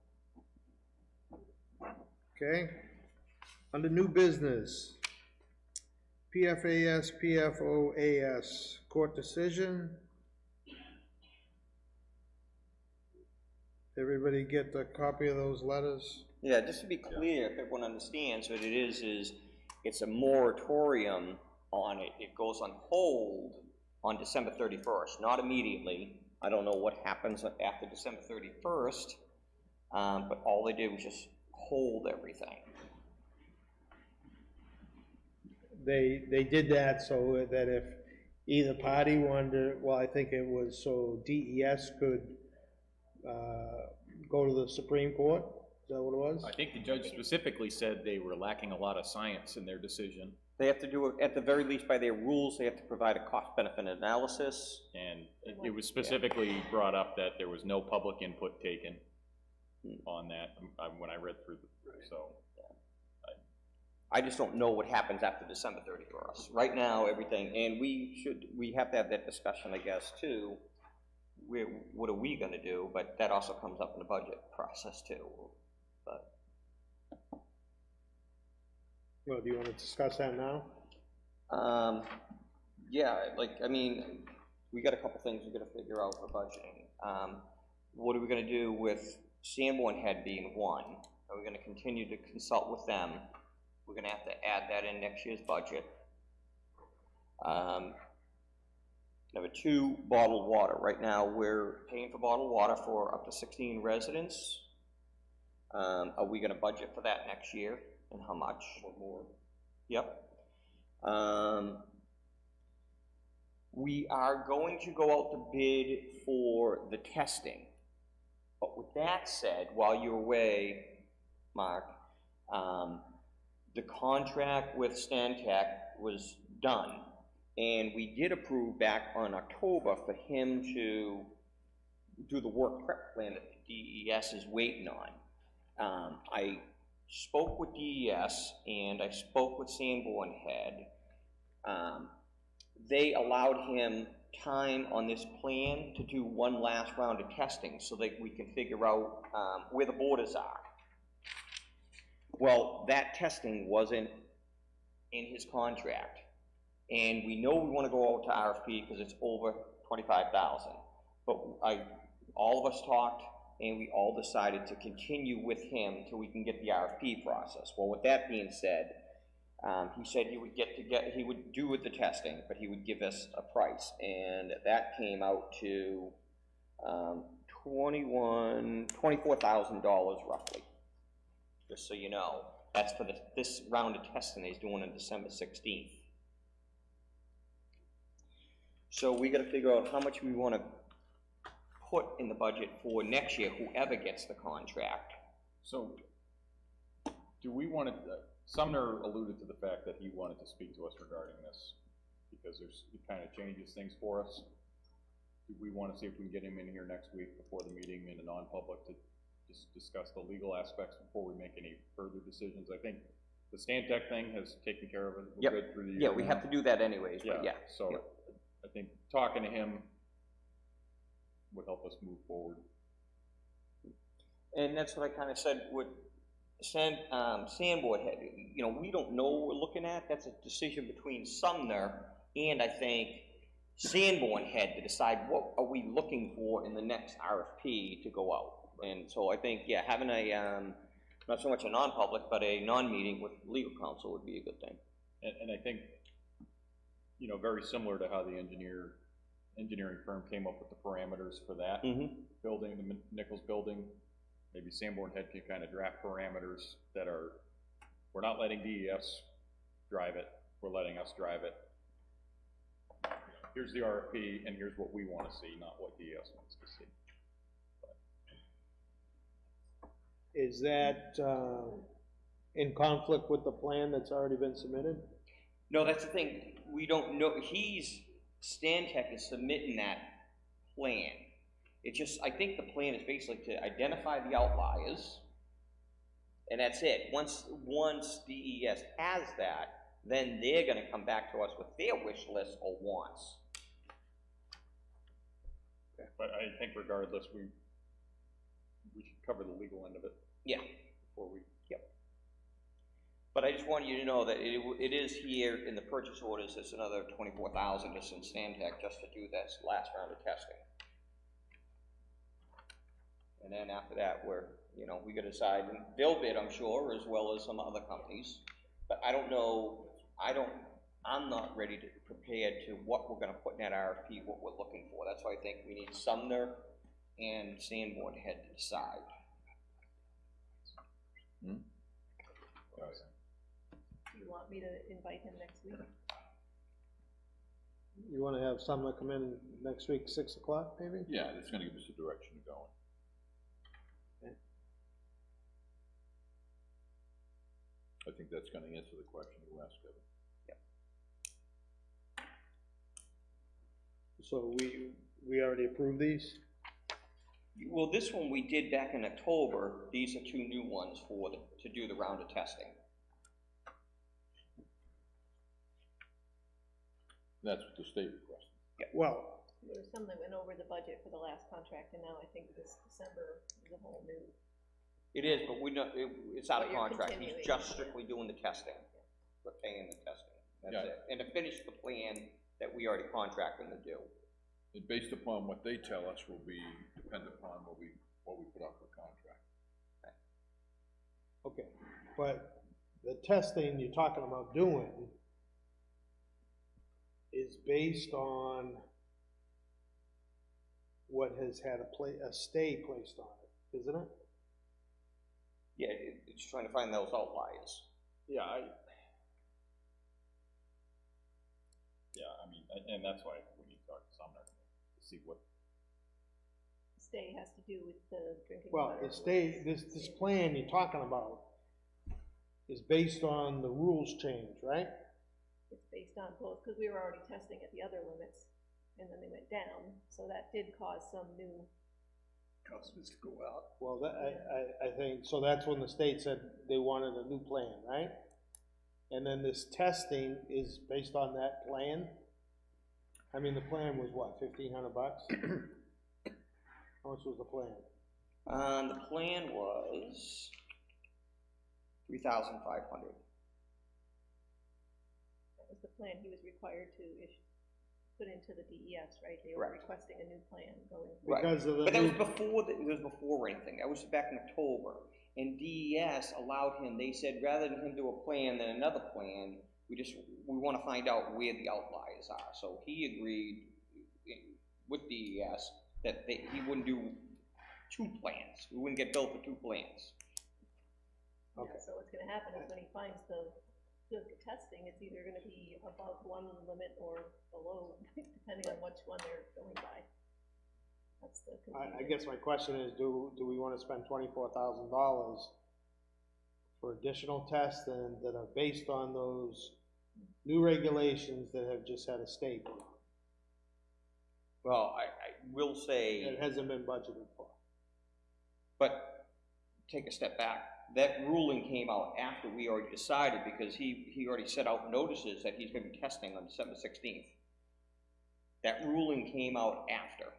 I think we talked to Sumner because he mentioned it when we were there for the closing, and he made it sound like it was just a hiccup. That it wasn't gonna amount to anything, it was just a delay. You know, he said that type of thing typically goes nowhere and just buys time. Yeah, so I don't know if we could eliminate the testing in the plan. You know, I think we at least gotta find out the outliers. Well, can we just give him a call in the morning and just say, hey, we're looking at doing this on the 16th, is this a good idea or a bad idea?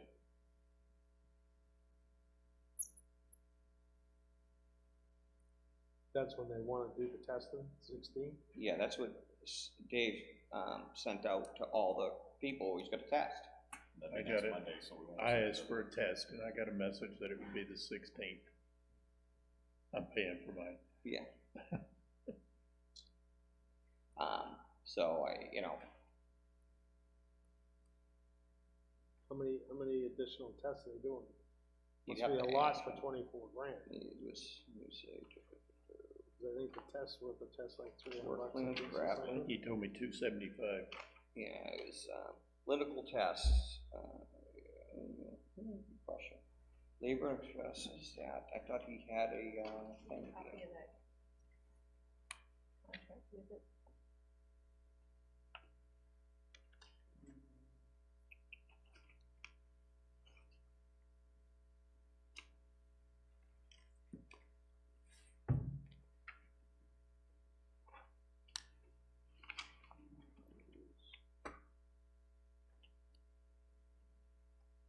I think it's moving out the next board, is what it ends up doing from the 16 properties.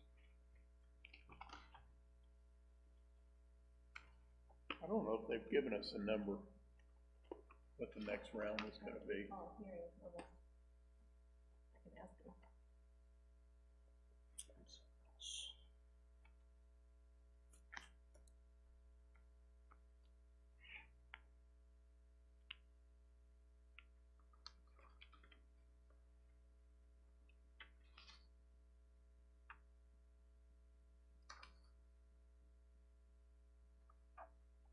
I mean, to be honest, I still wanna see the hydrology, and I thought that was part of the plan, which way is the water flowing and everything else, because we gotta figure out once and for all which way the water's flowing. I thought that's part of this.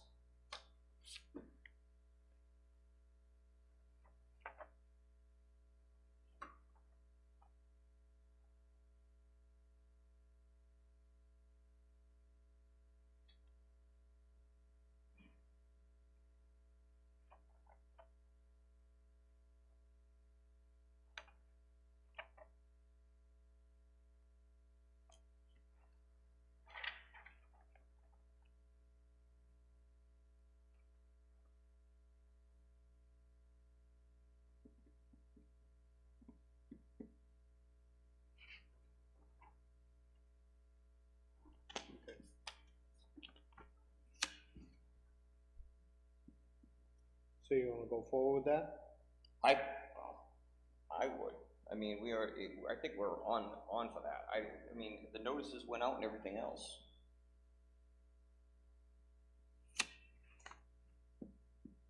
Yeah, I mean, we made the commitment. I mean, if he's saying this is just a blip or whatever, then. Okay. So you're gonna get a hold of them to come in next Monday? 6 p.m. That's fine.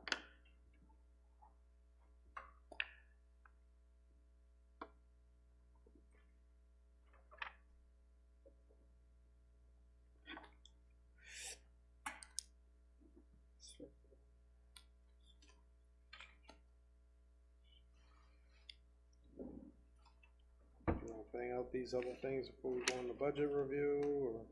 I would seriously consider, I think, for the budget review, I think I want all of us to do it, but I think we could just do a work session after. There's no need to have the, you know, I don't know how you feel, but if we just meet for a few minutes after to go through the selectmen's budget, I'm okay with that. Have a quick work session after this meeting. Okay, committee liaison report? I have some stuff from the Conservation Commission. Most of it's regarding insurance.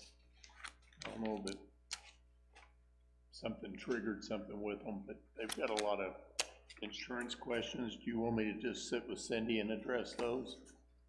I mean, stuff like if they're out clearing a tree and somebody gets hurt, who's covered, and how, if they back a town vehicle into a third-party vehicle, what are they Town covered? vehicle's conservation. What town vehicle? Conservation, if they're I using mean, an if they ATV. back their vehicle?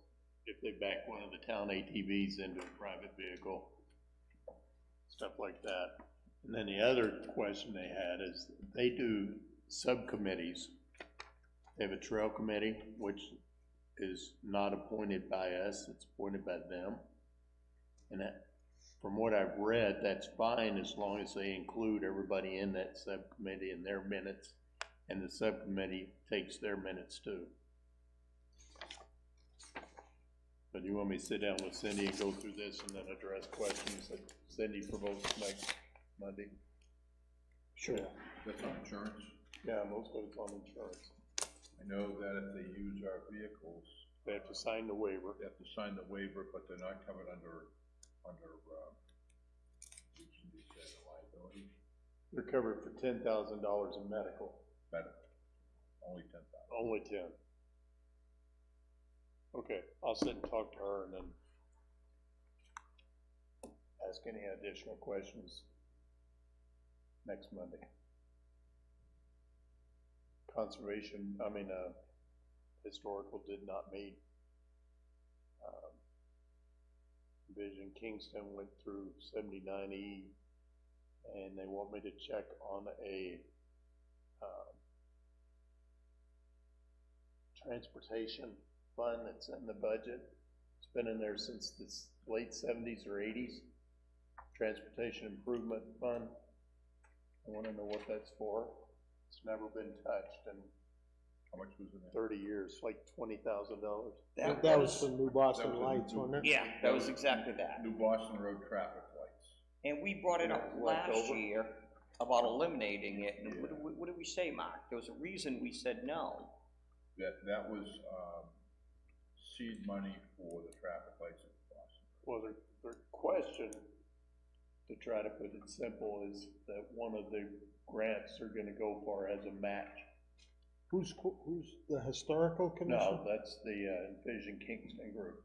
Part of this thing for the planes, and if they go for that matching grant, can they take it out of that fund? You might wanna research that, because I think that was put in for a specific purpose. Okay. And I think the specific purpose was the traffic lights in Boston. I think we looked at it last year, because we were gonna see about eliminate or putting it somewhere else, we didn't. I think we're still agents to expend. But I think you'd have to look, because I think it was a specific purpose. What is the grant they're looking for? I don't remember. It came up at Budget Committee. They were looking for I can't remember the dot, it was very high, like 40,000 or 20,000, so that they could get 80,000 Yeah. to come up with a plan and basically apply for sidewalks and, It's part of the one-way fund. traffic and all that stuff, which I'm not It's- opposed to that, but It's a thing around the plains that Envision Kingston has said we should do, and I think you've been for to straighten out this intersection. Rich has been for it, and it's the people that will draw all that up and put a, plan. Yeah, but it's a very The costly planning plan. board was offered this years ago and decided not to go for it.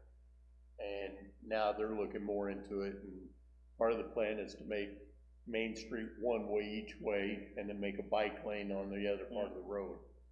And that study would be for that. And it seems like several officials in town are for it, and they thought this might be a good time to do it if it was at no cost to taxpayers, especially. But there would be. Why not if it came out of that fund? There's not enough money in that fund, I can't. There is enough in that Well, fund. that money was put there by the taxpayers, if I'm not mistaken. Yeah, it was, but it was voted at a town meeting. So it's always an impact. I mean, you can say it's not an impact, but it is. That was voted at a town meeting. I thought you just said there was 5,000 in that. I think they 20 said 20,000. No, 20. Could have been. 22 or something, it was enough to cover it. I'll check into the wording on that, check with Cindy on that. But I think if it was a warrant article for a specific purpose, you can't take it.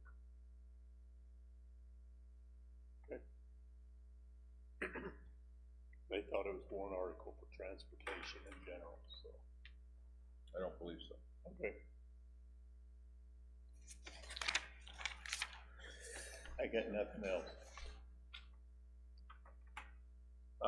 Question came up because the school they dropped off a check for the permits to the changes. And I think it was voted by this board not to charge them. Not unanimously, but it was voted to not charge them. And just want to clarify that. And then the other side of that. What's the permits for? I think at the time it was the electrical, but. At what school? High school. The new high school? We're moving, middle school over. We voted not to charge them for permits.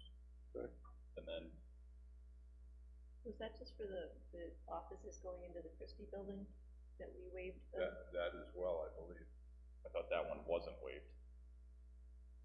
Because it was not on school property. But, just to bring this up again, electrical and plumbing, usually they're paid out of the fees that people pay for their permits. So, all their visits will have to be covered by the town as well. I thought when they built the high school that they didn't charge for permits, but charged for the fees of the inspectors for their hourly. You remember, Mark, when it was built? I don't off the top of my head. So I think electrical was the main thing that everyone was concerned about, that it was gonna take a tremendous amount of inspection hours. Well, I can tell you that the school is going into all town buildings and doing modifications to their computers. Oh, I can address that during budget, but yes, at the very least, they're upgrading to Windows 10 For free. for free. So, and the agreement was, my understanding was that we not charge them on our end, based upon that. Okay. We already took a vote on that, didn't we? We did. Yeah. I think it was 4-1, if I remember. That sounds about right. What, are you asking for reconsideration, or? It was brought up and as I was the one opposed to it, I figured I'd just make sure everybody's intent was clear there, And it's for all permits. apparently. That was my understanding.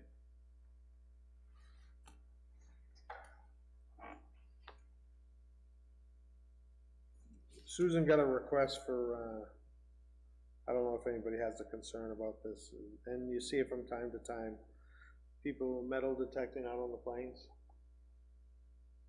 Is an individual asking for permission? Most of them they don't ask.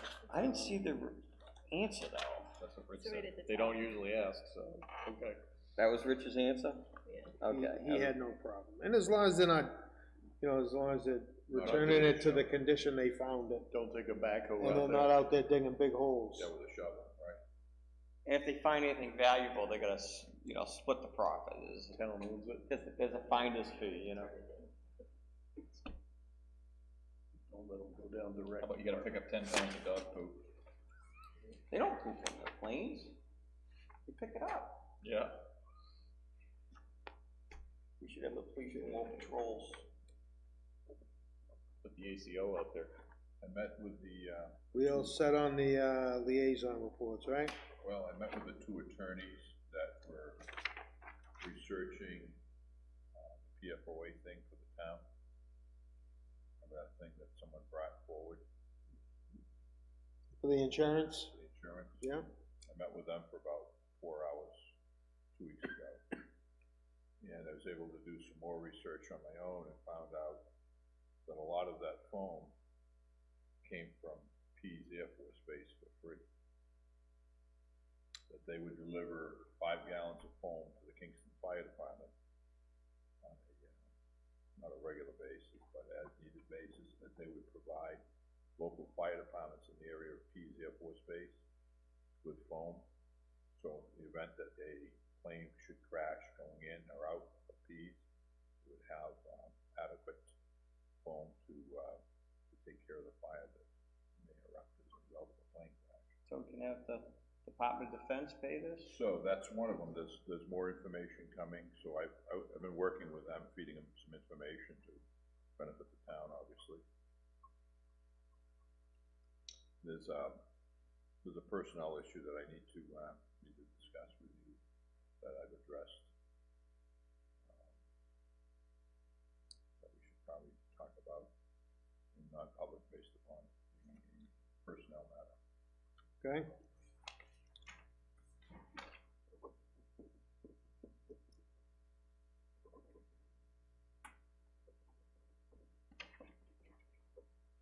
How about a motion on the minutes?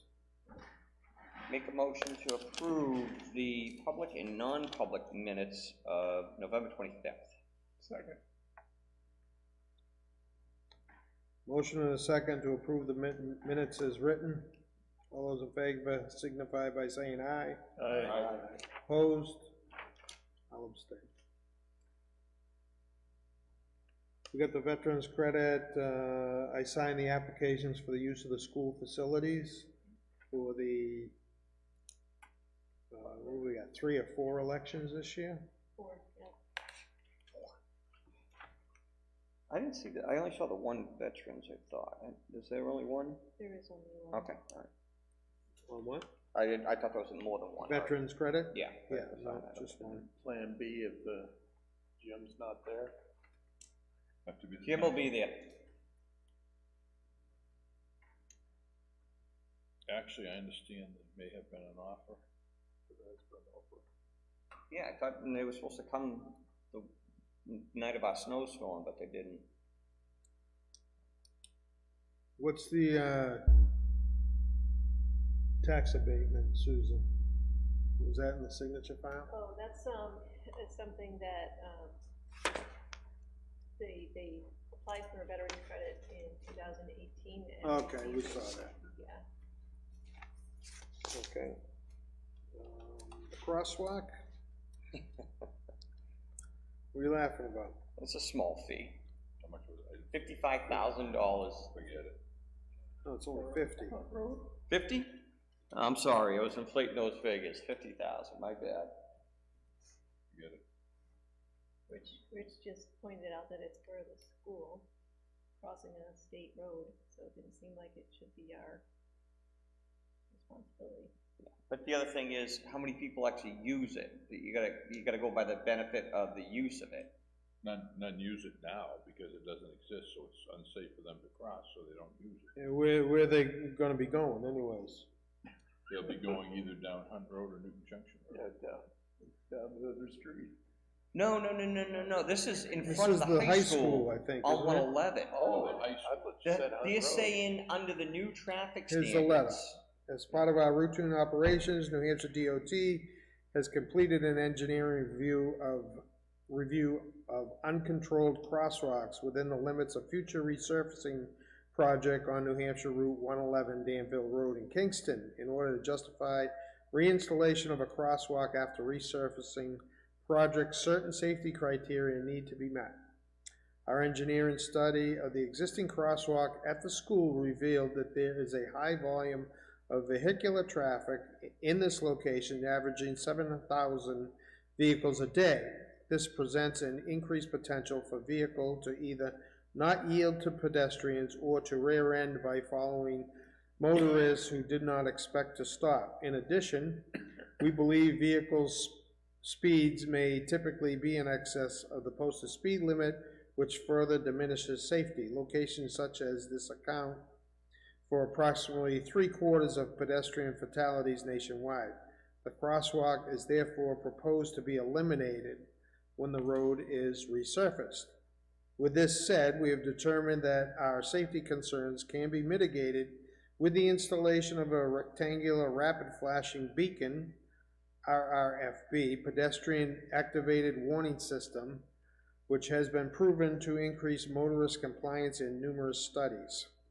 This is a device that flashes upon activation to warn approaching motorists when pedestrians are present.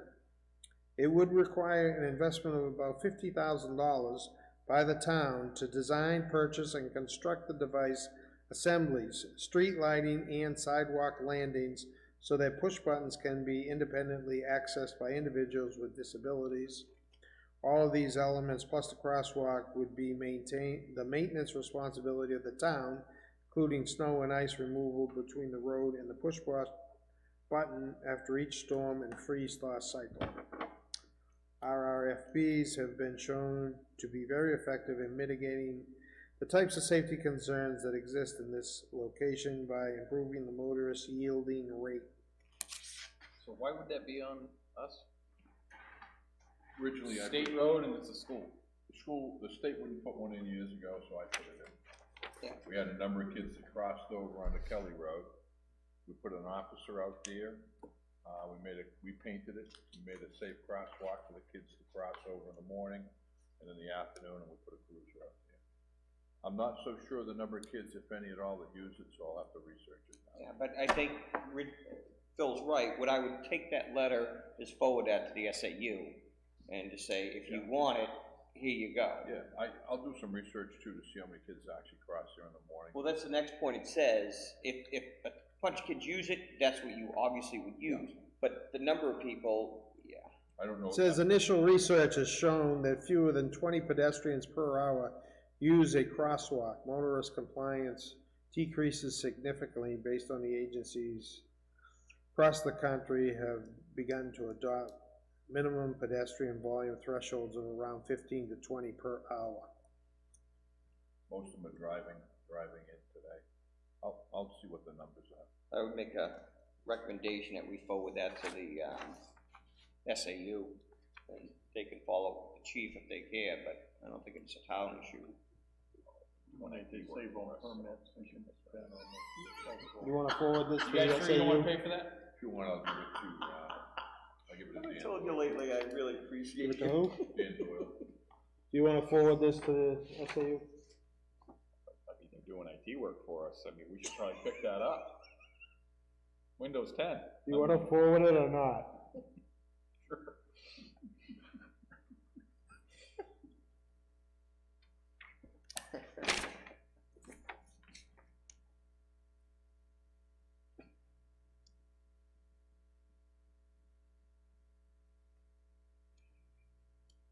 I think Phil would be a good crosswalk attendant.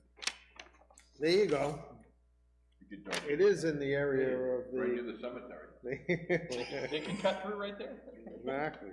You could, kill two birds with one stone. Okay, so that was the Yeah, tax we don't trip on abatement, it, we approved that. That's, As they say. that looks like everything on here. Anybody got anything new? No need for the second round of public comments, seeing there's no public here.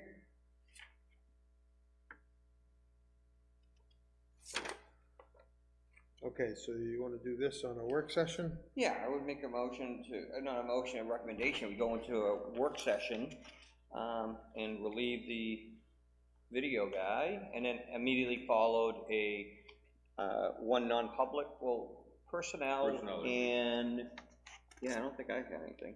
Mine's a very quick personnel. Okay, anything else? That'll conclude the televised portion of our meeting this evening. Thank you for watching and have a good night.